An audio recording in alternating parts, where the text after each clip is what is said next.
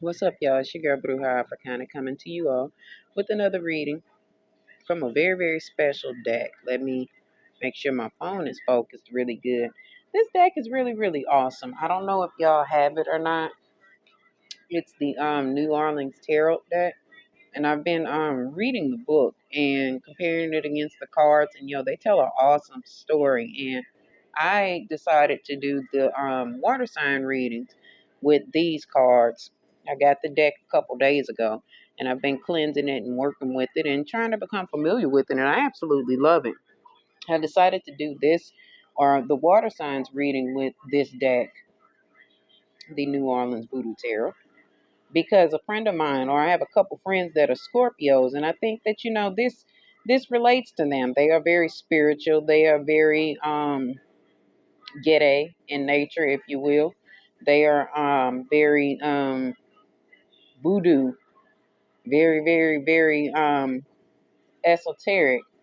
So I wanted to do this for my Scorpio friends. Shout out to my two Scorpio friends. They know who I'm talking about. One of them will receive this deck as a gift. The other one doesn't read tarot. She just is very intuitive. So anyway, let me get off of my soapbox preaching about a deck.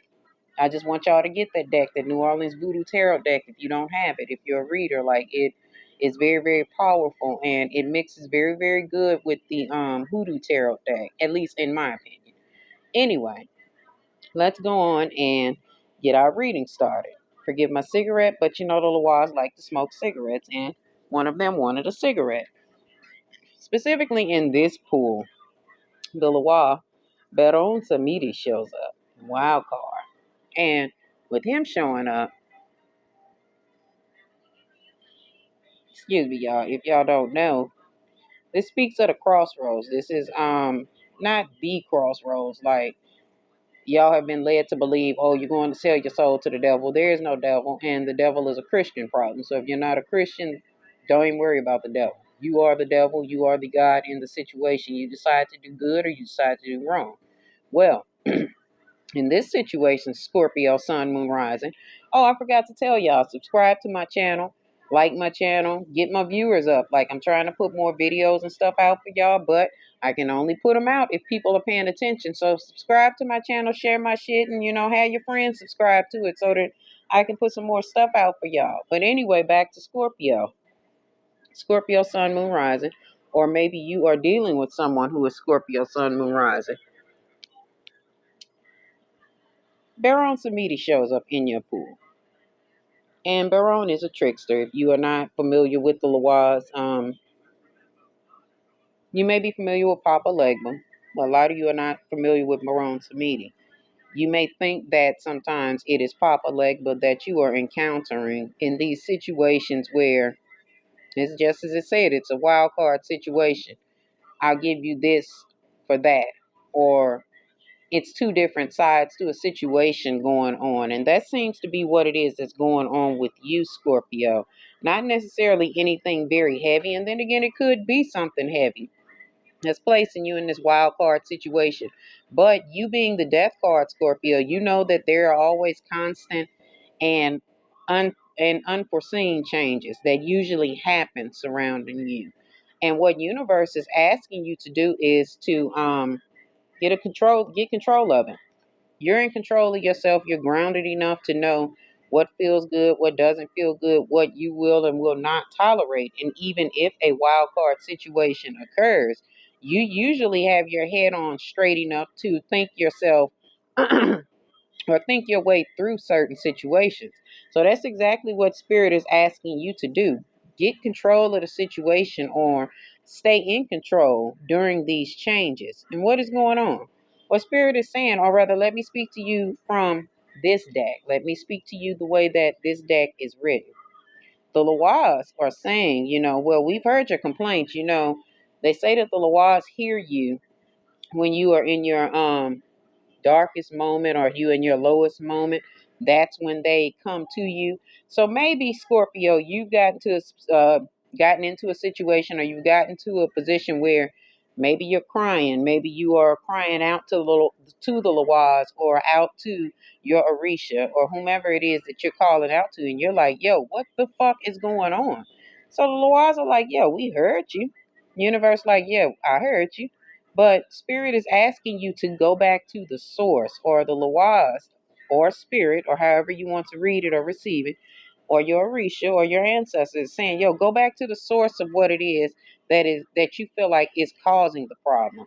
Are these issues that are occurring that are working against you? Are these energies or things that are being mirrored by your own behavior? Or are you mirroring someone else's behavior, some outside influences that are causing you to maybe view the world in a different way, or view a situation in a different way than you originally viewed it, or the way that you truly feel about a situation? Is someone else's energy causing you to strike out in a situation, or causing you to reconsider or overthink something that has already been answered for you? Some change that you knew was coming, but maybe somebody else's energies have slid up under you. Maybe it's a situation where you're a reader, and you are entertaining other people and gathering their information and helping them sort their shit out. Or maybe you're doing shadow work, and this is some shit from your ancestors that is traveling back and forth that you haven't conquered, considered, or dealt with. Maybe this is a generational curse that continues to show itself back up.